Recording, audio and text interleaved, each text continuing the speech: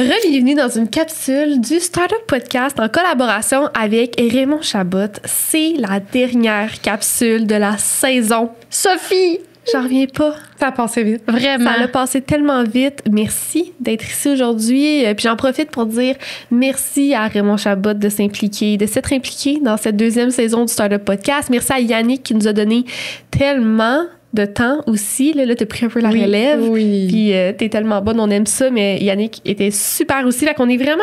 On se sent chanceuse de collaborer avec vous. C'est un super partenaire. De pouvoir partager toutes ces informations-là à notre auditoire, je pense que c'est tellement, tellement pertinent.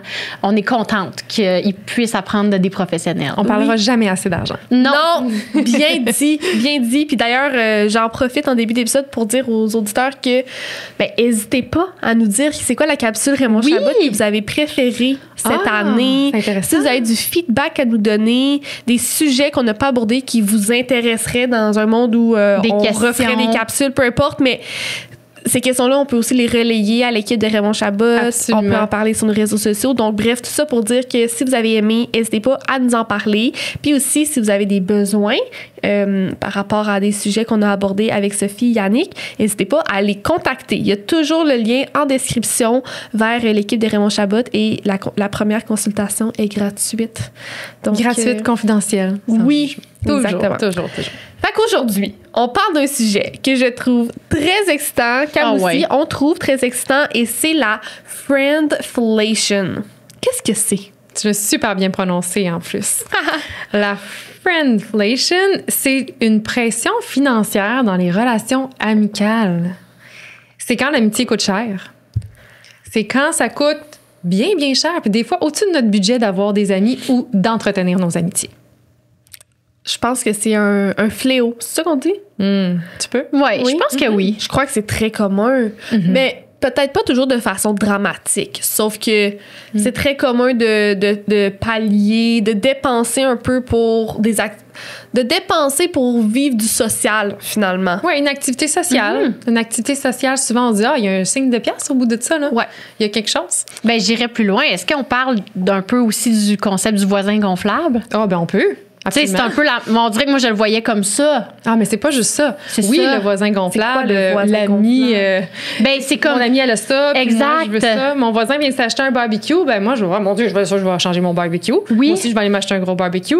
Ça, c'est typiquement voisin gonflable. Ça, c'est drôle, par exemple. Ben oui, non, mais c'est carrément mon âge, Claude, là. Le monde du bâtisse des maisons, puis là, mais tu devrais t'acheter ça, tu devrais t'acheter ci. Tu sais, je suis déménagée il y a pas longtemps dans un duplex que je rénove.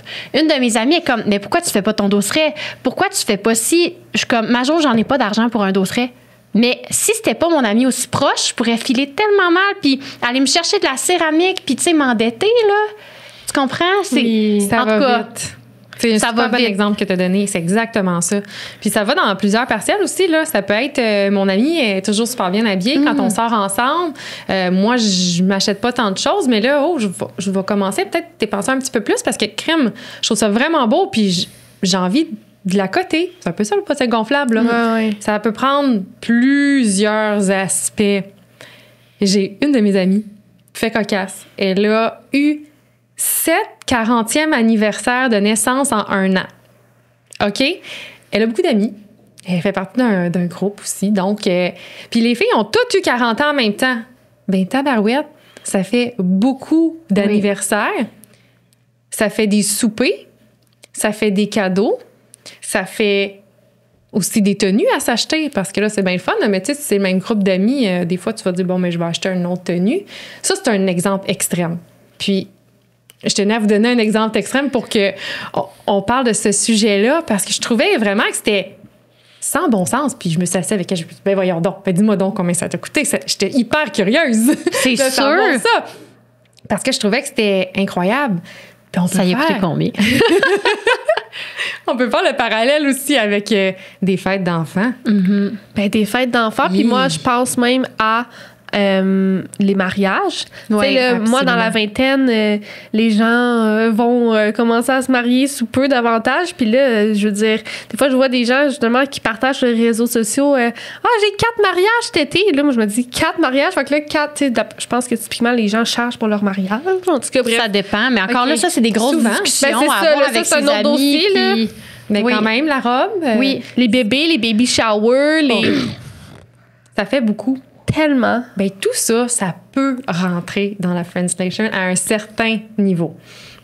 C'est pas toujours ça, mais ça se peut. Ça se peut que tu te sentes un petit peu obligé de dire oui au brunch le dimanche parce que tabarouette, ça tente d'y aller. Puis là, t'as déjà coupé pas mal dans ton budget parce que t'es un petit peu serré puis tu te dis « Hey, ça fait 3 fois que je leur dis non, je vais dire oui, je vais y aller. » C'est un 40$ supplémentaire.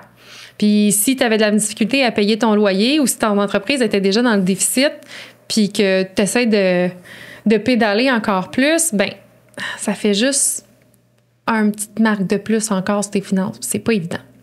Je suis d'accord avec ça. C'est quand qu'on se rend compte que c'est problématique, notre friendflation. Parce qu'on va tous le vivre d'avoir une année où on va tous avoir 30 ans puis des bébés, là. Exactement. Puis c'est correct de se dire que hey, je peux pas suivre mon groupe de gens. On va pas toujours avoir des années fabuleuses au niveau de l'économie, là. On a des années records, on a des années que ça va bien, que tout coule à flot, mais on a des années ou des trimestres que, il y a eu beaucoup de dépenses. C'est correct de le dire. De faire, hey, les filles, là, je dis les filles, là, mais ça va être plein de choses. Hey, les filles, moi, là, ça fait 3 mois, là, j'ai eu des dépenses à pu finir, autant pour ma business que personnelle. J'ai tellement dépensé, puis là, il faut que j'attende que ça rentre. Ça se dit tellement bien. Ben oui. Ça se dit dans une conversation. Puis les gens, ils vont comprendre parce que ça nous est tout déjà arrivé. On est tous passés par là. Fait qu'il faut pas avoir peur de le nommer, là. Ça peut être dit avec humour, mais ça peut être dit aussi avec plein de confiance. C'est correct. C'est vrai. Il faut que ça devienne ça, en fait. Moi, je me rends compte en écoutant parler que on parle tellement d'argent avec mes amis que ça a été naturel pour moi de dire à mon ami Majo, voyons, tu me prends pour qui? Je vais pas me refaire un dossier. Mais il y a beaucoup de gens pour qui ça pourrait être quand même gênant, même avoir une honte de pas pouvoir tout refaire la cuisine au complet, alors que c'est 100% normal quand tu veux t'acheter une maison tout seul que tu refais pas la grande cuisine. Là. Exact. Puis là, ça devient une amitié toxique financièrement. Ouais. Puis c'est pas de la faute de personne. Non. Puis c'est pas nécessairement la personne, elle veut pas te faire sentir comme ça. Toi, tu veux pas te sentir de cette façon-là, mais ça devient toxique quand même. Fait que ça, c'est super. T'as tellement la bonne façon, là. On en parle, puis on fait tomber les tabous. On fait juste dire, hey, je peux juste pas ces temps-ci. Puis c'est correct. Puis je trouve aussi, là, je sais pas si ça rentre dans le friendflation, mais je pense que oui. Je trouve que le contraire se produit parfois aussi, de supporter des Absolument. amis. Puis moi, ça, on dirait, je le vivais un peu plus quand j'étais jeune. Je me suis vite rendu compte que ça faisait pas de sens, mais j'ai commencé à travailler assez tôt, puis j'avais... assez tôt. J'ai commencé à travailler à 14 ans. Fait qu'il y en a qui travaillent, tu sais. Puis j'avais beaucoup d'amis qui travaillaient pas encore, tu sais, puis eux, une sortie, c'était plus l'argent qu'ils ont en banque, qu'ils ont reçu à Noël, ou que leurs parents leur donnent un petit 20$, puis tout ça. Puis moi, je voulais traîner des amis des fois dans mes idées. On va au cinéma. Puis là, moi, j'ai pas les moyens, tu sais, j'ai pas d'argent clos. Je vais payer pour toi. Puis je me retrouvais à souvent payer pour des amis que j'aimais, là, vraiment beaucoup. Puis j'étais contente. Puis moi, vu que je travaillais, puis j'avais pas de dépenses, j'avais juste ça à faire, là, profiter de la vie, tu sais, à 14-15 ans. Mais à un moment donné, je me suis rendu compte que c'est pas normal que tu viennes pas si je paye pas pour toi. Puis, tu sais, en tout cas, fait que finalement, il y a eu des moments où ça m'a plutôt fait de la peine, là, de réaliser que, tu sais, si je payais pas pour une amie X, elle venait pas me voir. Là, c'est pas normal, tu sais. Fait que j'ai mis un terme à ça, mais je crois que le contraire se reproduit. Absolument. De ça vouloir rentre ramener. dans ce terme-là. C'est oui, ça. c'est un super bon exemple. Là, tu l'as vécu à 14-15 ans, c'est parfait. Tu sais, tu vas le savoir pour toute ta vie. Quand on le vit dans la vingtaine, là, ça peut être des grosses dépenses. Puis on va être entouré de plein de gens, fait qu'on n'hésite pas, mais au bout du compte, ça aussi, c'est toxique. Il faut faire attention. Vraiment. C'est vraiment toxique. Puis même, on en a parlé dans les dernières semaines des trucs qui touchent aux relations amoureuses puis tout ça, mais c'est un concept que tu peux vivre aussi dans un couple, là, tu sais. Quand les partenaires n'ont pas le même salaire, toi, tu as des idées. On va en voyage, on fait ci, on fait ça. Là, ton partenaire n'a pas les moyens. Je vais payer pour toi. OK, mais est où la limite par rapport à ça? Là? Je dis pas que c'est grave, là, mais La limite est dans ton budget. La limite est dans ton budget, exactement. Puis Dans où tu te sens bien, ton petit ressenti à l'intérieur. Oui, parce que la générosité, ça dépend de des personnes. Là. Oui. C'est pas la même chose, mais il faut que ça rentre dans ton budget. Tu sais, si tu as un budget imprévu ou autre, puis celui-là, il y a plusieurs centaines de dollars dedans, ben tant mieux. T'as une marge, t'as une latitude pour être généreux, puis amener tes amis dans tes folies, puis te payer pour eux s'ils peuvent pas. Mais c'est correct de pas le faire. T'as pas à le faire. Et surtout, t'as pas à te sentir coupable de pas le faire. Vraiment, non. Ça, je suis totalement d'accord. Puis je pense que quelqu'un qui entretient une relation avec un ami, des amis qui ont cette attente-là, là, que tu payes pour eux, il y a des questions à se poser. Parce que tes amis sont dans le tort, selon moi aussi, d'avoir cette attente-là envers toi, que tu payes pour eux. Tu sais, c'est quelque chose, c'est une chose, vouloir payer le souper à ton ami, mais que ton ami s'attende toujours à que tu lui payes le souper, c'est pas super gentil non. Tu sais, c'est pas vraiment le fun non plus. Non. Là, c'est pas correct de sa part. En tout cas. Mais je pense que les gens s'imaginent, en fait, le salaire que tu peux faire. C'est vrai. Ils se font des idées préconçues, ça. Ouais, mais toi, t'es correct, t'as ça. Ouais, mais toi, t'es correct, t'as ça. Mais non! Tu sais, que je suis comme tout le monde au final, là. Tu sais, ça, des fois, moi, je sais qu'il faut que je le rappelle souvent. Tu sais, où je vais m'acheter beaucoup de vêtements en friperie, là, puis là, encore du linge. Attends un peu, là, ça m'a coûté 40, j'ai 5 morceaux. Tu sais, comme. C'est pas la même C'est chose. pas la même chose, mais les gens peuvent s'imaginer beaucoup de choses sans réellement savoir. Donc, je pense qu'il faut en parler ouvertement, puis de plus en plus pour normaliser tout, parce que tout est normal. Oui. Ça, je suis bien d'accord T'sais, avec toi. Mettons de le dire, là, hey, ben moi, j'ai le budget pour ça, mais pas pour ça. Puis qu'est-ce que toi, tu choisis? Moi, ça se peut que mettre de l'argent dans de la bouffe, ça me dérange, mais d'aller mettre de l'argent dans une activité, ça va me faire plaisir. Question de priorité. Exactement. Priorité, expérience, moment présent versus de la bouffe que c'est un resto que j'aime moins, puis je vais choisir de me faire plaisir avec quelque chose qui me tente réellement. Fait que les discussions doivent juste être ouvertes, mais tout ce que j'apprends avec vous, en fait, c'est que c'est beaucoup plus psychologique et profond qu'on pense, notre relation avec l'argent. Puis tous les problèmes qui arrivent dans ton bureau, au final, ça part de quelque chose de psychologique, d'un manque de confiance, de la honte, des émotions négatives reliées à ça, au final. Relié avec la relation avec l'argent. Oui. Soit qu'on l'a bien géré, soit qu'on l'a pas bien géré, ou soit que ça allait super bien, mais qu'il arrive quelque chose, un imprévu. C'est tout le temps ça. Ouais. Il arrive quelque chose qui fait que, ouf, ça déboule. Mm-hmm. Puis c'est correct de trouver d'autres idées, là. Tu sais, c'est encore une fois, elle te demande, on va-tu au restaurant? Ça serait le fun de sortir. Là, tu te dis, boy, OK, mon budget de restaurant, ça fait déjà 3 semaines là, qu'il est arrivé final. Là. Ouais. Donc là, il faut que je trouve une alternative.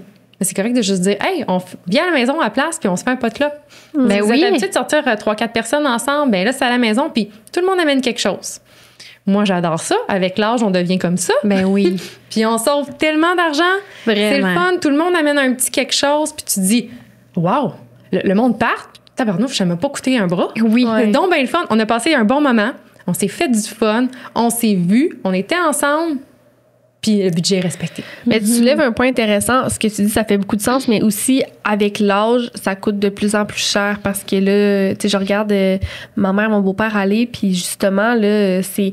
Ah là, tu veux souper avec tes amis, mettons, une fois par semaine, mais on dirait qu'à l'âge adulte, là, de type maison, enfant et toutes ses responsabilités, j'ai l'impression que c'est comme toujours, justement, ben là, faire une bonne bouffe ou aller au resto aussi ou ça, mais hey, ça coûte cher, là, quand t'es pas capable de voir tes amis sans que ça te coûte quelques centaines de dollars, là, que ce soit 100, 200, 300, c'est vraiment poche, là. Ben ouais. Moi, à mon âge, je vois mes amis puis ça coûte un gros zéro, là. Tu sais, on trouve parce qu'on est tellement pas gêné de dire qu'on veut économiser, mais je pense que quand tu vieillis, t'as une pression de, là, on va acheter des morceaux de viande, des ça, puis ça vient que ça coûte tellement cher. J'aime ton idée de privilégier les potlucks, puis de le nommer. Ouais. Oui, Ouais. je pense que c'est beaucoup ça, comme... Moi, je suis entourée de beaucoup d'adultes qui sont très généreux. Puis c'est une très belle qualité, mais ça fait aussi en sorte que je vois beaucoup d'adultes... il y a des gens qui profitent d'eux, tu sais, puis qui prennent pour acquis qu'ils vont toujours payer parce qu'ils ont cette générosité-là. Fait que c'est à eux aussi, la générosité, c'est beau, c'est le fun, mais il y a le revers de la médaille. Après ça, les gens se créent des attentes, tu sais. Oui. C'est correct de baisser les attentes. Oui. C'est correct d'inviter quelqu'un pour un spaghetti un dimanche soir. Oui, puis c'est correct de dire apporte quelque chose. Oui. Tu sais, souvent, on reçoit à manger chez nous, puis ma mère, pour ne pas la nommer, est très généreuse, tu sais, puis là... sais, elle assume tout, puis les gens sont comme, je peux-tu amener quelque chose? Non, c'est correct. Ça lui fait plaisir. Elle aime ça. Oui. Mais après, elle se rend bien compte que, tu sais, des fois, il y a des gens qui sont, ils vont même pas dire merci, puis tout ça. Puis des fois, elle va être blessée d'un, hey, on dirait que cette personne-là, elle était même pas du tout reconnaissante que je l'ai reçue. Puis je suis comme, ben, mom, t'aurais pu lui dire d'amener les crudités, puis d'amener peut-être une bouteille de vin. Comme, pourquoi t'as tout pris sur toi? Cette personne-là, elle voulait t'aider, elle voulait contribuer au souper, tu as refusé. Tu sais, c'est... En tout cas, c'est comme toute une affaire, là, mais bref, il y a des gens généreux qui se font prendre aussi un peu là-dedans, là, tu sais. Mais je pense que oui. Puis même, tu sais, moi, je trouve que, mettons, l'âge que j'ai, là, début trentaine, c'est comme le prime time de ça, là, avec les enfants, tout ça. Juste les gardiennes, là, l'autre soir, ça a coûté à un de mes couples d'amis 80$. Juste la gardienne. Oui. Tu sais, juste de gardienne, là. T'as même pas cher. soupé, t'as même pas rien fait, T'as même pas de vin. C'est ça. T'as pas contribué au souper. Exact. Fait que, tu sais, juste de dire, hey, tout le monde fait garder les enfants, ça peut être un enjeu financier. Absolument. C'est fou. Vraiment. C'est fou. Absolument. Là, quand ils commencent à vieillir, là, ça devient le fun parce que Ben là, t'en oui. as un dans la gang qui peut les garder. Ben c'est Là, ça. tu sors de la Mais c'est un vraie. peu que C'est là, ça. on est comme dans le Ouais, pic ils sont de trop toute jeunes. nouvelle maison, nouvelle affaire. On commence C'est à ça, avoir là. un peu de sous de côté, mais on n'a pas encore bâti tout.